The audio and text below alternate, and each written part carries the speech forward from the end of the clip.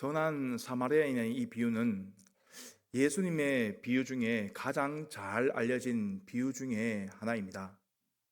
그러나 이 비유를 제대로 이해하고 또 순종하며 실천하는 것은 쉽지 않은 일입니다. 오늘 이 비유는 어떤 한 율법 교사의 질문으로 시작이 됩니다. 그런데 오늘 본문 바로 앞에 말씀을 보면 예수님께서는 천지의 주제이신 하나님께서 하나님 나라의 진리를 지혜롭고 슬기 있는 자들에게 이야기하지 아니하시고 오히려 어린아이에게 이야기하심을 감사한다라고 말씀을 하셨습니다. 그런데 바로 그 지혜롭고 슬기 있는 그 율법 교사가 그 예수님의 말씀을 듣다가 일어나서 이렇게 질문을 합니다. 선생님, 내가 무엇을 하여야 영생을 얻을 수 있습니까? 그런데 이것보다 중요한 질문이 있을 수가 있겠습니까? 우리가 지금 예수님을 믿는 것도 다 영생을 얻고 우리가 천국 가기 위함이 아닙니까? 이 질문은 아마 세상에서 가장 중요한 질문인 것 같습니다. 만약 우리가 이 질문을 받았다면 우리는 또 뭐라고 대답을 할까요? 아마 대부분 비슷한 대답을 했을 것입니다. 대부분 사도행전 16장 31절 말씀이나 아니면 요한복음 3장 16절 말씀을 이야기했을 것입니다. 주 예수를 믿으라.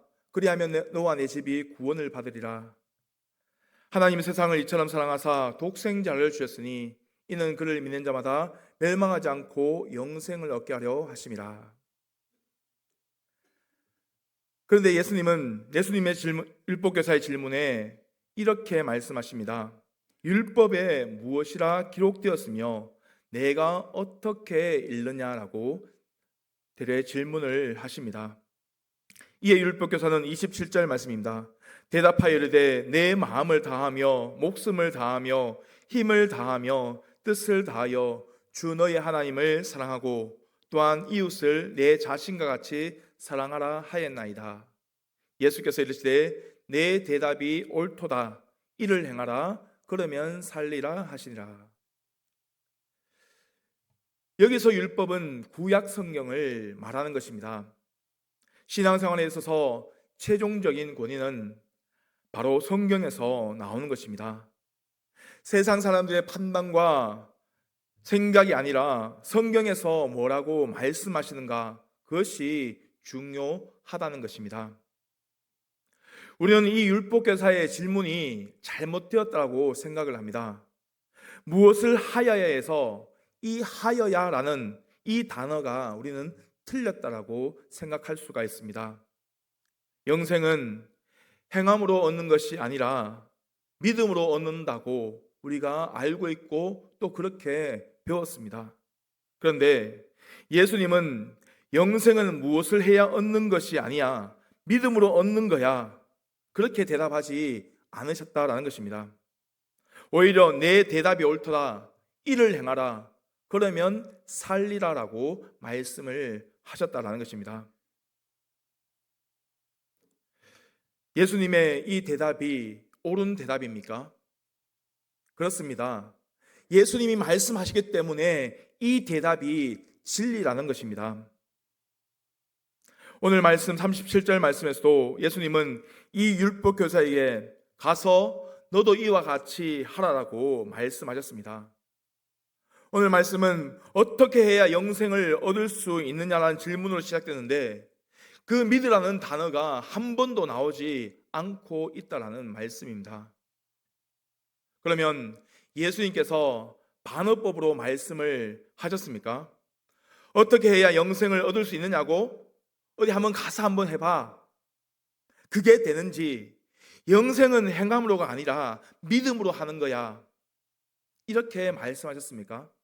그렇지 않습니다. 예수님은 정말 가서 너도 선한 사마리아처럼 그렇게 행하라고 말씀하신 것입니다. 영생을 얻으려면 선한 사마리아인처럼 행해야 된다라고 말씀을 하고 있는 겁니다. 성경은 예수님을 믿음으로 구원을 얻는다고 수없이 말씀을 하고 있는데 왜 여기서는 하나님을 사랑하고 이웃을 사랑하는 것이 영생을 얻는 것이다라고 그렇게 말하고 있을까요? 믿음이 무엇입니까? 우리 기독교 교리에 지적으로 동의하는 것이 아닙니다. 우리의 입술로 고백한다고 그것이 믿음을 고백하는 것이 아닙니다. 우리가 머리로서 그것을 교리를 이해하고 우리 입술로 고백하고 삶으로 살아내는 것이 바로 믿음이라는 것입니다. 성경이 가르쳐 주신 믿음은 사랑을 통해서 일하는, 역사하는 그 믿음을 가르쳐 주고 있는 것입니다. 기독교의 핵심은 십자가 사랑입니다. 죄로 말미암아 죽을 수밖에 없는 우리들을 사랑하여 주셔서 예수님께서 십자가에서 대신 돌아가신 그 하나님의 저주를 받고 죽으신 그 사랑을 우리가 기억하고 깨달아야 되는 것입니다. 그러면 우리가 그 사랑을 받았는데 그렇다면 우리는 어떻게 살아야 하겠습니까? 우리를 위해 아들 내어주신 그 하나님을 우리가 사랑하지 않을 수가 있겠습니까? 하나님께서 예수님을 내어주시면까지 사랑한 그 이웃들을, 사람들을 우리가 사랑하지 않을 수가 있겠습니까? 요한일서 4장 11절 말씀에 보시면 사랑하는 자들아 하나님이 이같이 우리를 사랑하셨은즉 우리도 서로 사랑하는 것이 마땅하도다. 믿음은 믿는다는 고백으로 끝나지 않습니다. 사랑으로 이어지는 것이 마땅하다라고 말씀을 합니다. 믿음은 있는데 행함이 부족하다는 것은 처음부터 틀린 말입니다. 성경은 행함이 없는 믿음을 구원 얻는 믿음이라고 가르친 적이 없기 때문입니다. 그렇다고 행함이 구원의 조건이라는 그런 말은 아닙니다. 오직 믿음으로만 구원을 받습니다. 이것은 사실입니다. 이 믿음에 어떤 것도 더할 수는 없는 것입니다. 그런데 그 믿음은 반드시 행함으로 연결되어진다라는 것입니다. 어떤 행함입니까? 하나님을 사랑하고 이웃을 사랑하는 그 행함입니다. 그래서 예수님은 내 대답이 옳도다. 그것을 행하라. 그러면 살리라라고 말씀을 하셨던 것입니다. 어디 한번 해보려면 한번 해봐. 그렇게 비아냥거리면서 하신 말씀이 아니라는 것입니다. 그런데 29절 말씀 보시면 율법교사가 하나의 질문을 더 던졌습니다. 그 사람이 자기를 옳게 보이려고 예수께 여짜오되 그러면 내 이웃이 누구입니까? 참 이상한 질문이지 않습니까? 이웃이 누구인지 모르는 사람이 어디 있습니까? 그런데 이 사람은 왜 이웃이 누구냐라고 그렇게 물었을까요? 유대인의 일상생활이 담겨져 있는 그 율법책에 보면 유대인은 이스라엘 사람만이 이웃이라고 가르치고 있다는 것입니다. 이스라엘 사람이 아니면 이웃이 아니라고 생각한다는 것입니다. 이 사람은 지금껏 자기가 살아온 그 삶을 자랑하려고 예수님께 그 이웃이 누구냐라고 물었다라는 것입니다. 30절 말씀입니다. 예수께서 대답하이르시되 어떤 사람이 예루살렘에서 여리고로 내려가다가 강도를 만나매 강도들이 그 옷을 벗기고 때려 거의 죽은 것을 버리고 갔더라. 예루살렘에서 사마리아까지의 길을 혈로, 즉 피의 길이라고 이야기를 합니다. 실제로 일어날 수 있는 그런 이야기라는 것입니다. 어떤 사람이 길을 가다가 강도를 만났습니다. 그 강도들이 이 사람의 옷을 벗기고 때려서 거의 죽은 것을 버려놓고 갔다라는 것입니다. 문자적으로 보면 절반 죽은 사람을 버리고 갔다라는 그런 의미입니다. 그런데 31절 말씀 보면 마침 한 제사장이 그 길로 내려갑니다. 그런데 그를 보고 피하여 지나갔다라고 말씀을 하고 있고 32절 말씀에서도 한 레위인이 그 길을 지나가다가 그를 보고 피하여 지나갔다라고 그렇게 말씀을 하고 있습니다. 참 이상하지 않습니까? 어떻게 사람이 죽어가는데 그 사람을 그냥 놓고 피하여 지나갈 수 있느냐라는 그런 말입니다. 그것도 보통 사람도 아니고 제사장과 레위인이 말입니다. 그런데 그 율법교사는 에이 예수님 모함하지 마세요. 그런 제사장과 그런 레위인이 어디 있습니까? 이렇게 반문하지 않았다라는 것입니다. 아마 실제로도 그런 일들이 있었을 것이고 아마 이 율법교사도 알고 있었을 것입니다. 이들은 율법을 지키기 위해서 아마 그렇게 하지 않았나 생각을 합니다. 옷을 벗겼으니 유대인인지 이방인인지 알 수가 없습니다.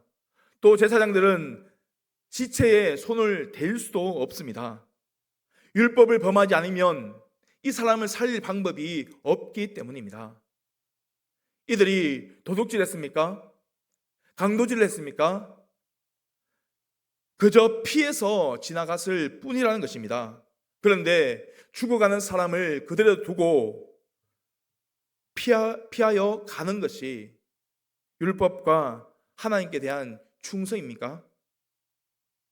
그런데 유대인이 사람 취급도 하지 않던 한 사마리아인이 여기에 등장합니다. 이 사마리아인은 그를 보고 피해 가지도 않고 불쌍히 여겼다라고 말씀을 합니다.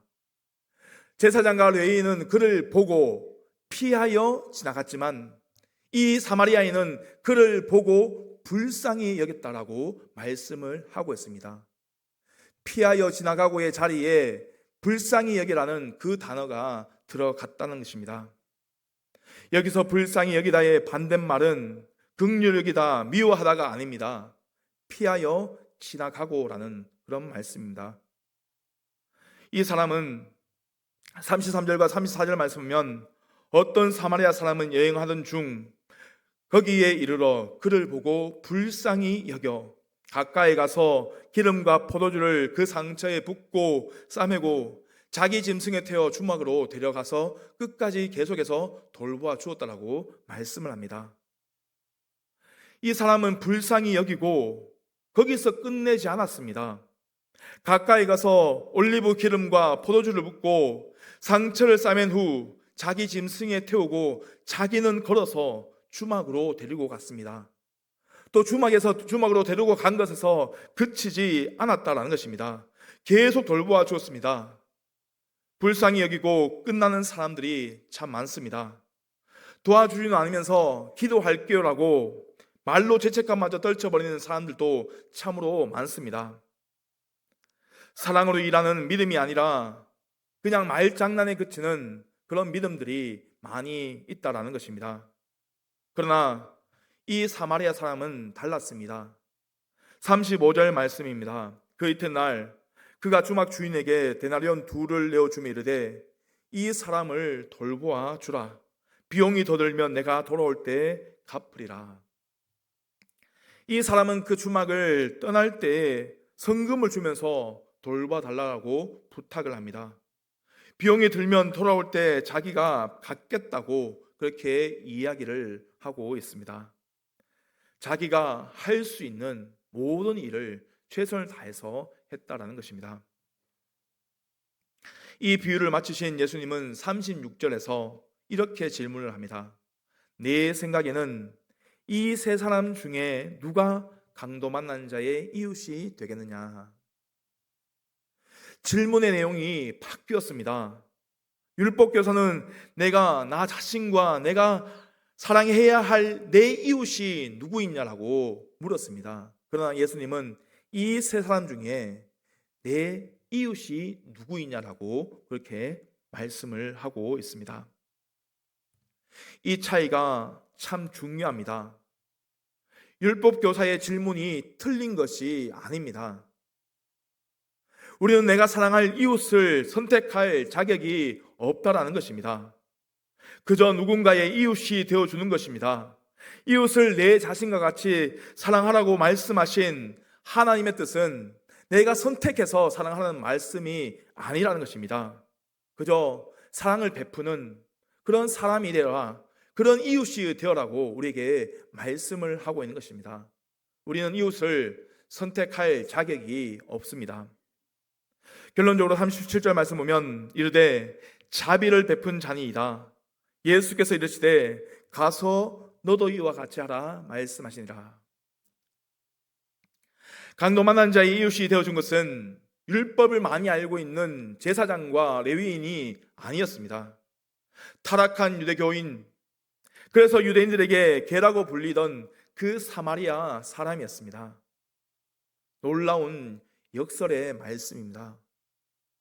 그런데 이 율법교사가 예수님의 이 말씀을 듣고 그대로 행했을까요? 아마 쉽지 않았을 것입니다. 이 말씀을 순종하려면 그동안 자기가 붙들고 살았던 그 잘못된 율법의 껍질을 깨트려야 하기 때문입니다. 오늘도 주님은 우리에게 말씀하고 있습니다. 하나님을 사랑하고 이웃을 사랑하는 것이 영생의 길이라고 믿는 너희는 정말로 하나님을 사랑하고 이웃을 사랑하느냐라고 묻고 계십니다. 오늘날 한국의 보수적인 신앙을 외치는 이 그리스도인들이 사회적으로부터 외면을 당하고 있습니다. 왜 그렇습니까? 보수란 하나님의 말씀과 진리는 보수하는 것이지만 보수주의자는 하나님의 말씀과 진리를 지키기 위해서 끊임없이 자신과 교회와 세상을 개혁해야 한다라고 그렇게 말씀하고 있기 때문입니다. 제사장과 레위인과 율법교사가 자신의 껍질을 깨트리지 않으면 하나님의 말씀에 순종할 수 없듯이 우리도 하나님의 말씀으로 날마다 자기를 깨트려서 우리도 새로워져야 한다는 것입니다. 이기적이고 탐욕적인 그 세상에서 십자가의 희생정신으로 세상 모든 사람들에게 선한 이웃이 되어져야 할 것입니다. 먼저 내가 선한 사람이 되어야 하는 것입니다. 우리 모든 성도님들도 오늘 남성교회 주일을 맞이해서 함께 예배드리는 우리 남성교회 회원들도 우리를 위하여 십자가에서 죽으신 그 예수님의 그 사랑으로 모든 사람들에게, 아니 정말 원수 같은 그런 사람들에게도 사마리아인과 같은 선한 이웃이 되는 우리 모든 성도님 되시기를 주님의 이름으로 축복합니다. 거룩하신 하나님 아버지, 강도만한 자에게 자비를 베풀어 선한 이웃이 된 사마리아인처럼 우리도 정말 하나님을 사랑하고 이웃을 사랑하여 선한 이웃이 되어줄 수 있도록 하나님 도와주시옵소서. 우리를 사랑하신 예수님의 그 십자가의 사랑으로 우리가 희생하며 섬길 수 있도록 우리의 마음을 주장하여 주시고 우리의 모든 생각을 하나님께서 주장하여 주시옵소서. 그래서 세상 모든 사람들에게 참된 이웃이 되어 예수 그리스도의 사랑을 전하고 또 그렇게 살아내며 살아가는 우리 모든 성도님 될 수 있도록 주님 도와 주시옵소서. 늘 우리와 함께하여 주시옵소서. 감사드리며 예수님의 이름으로 기도드립니다. 아멘.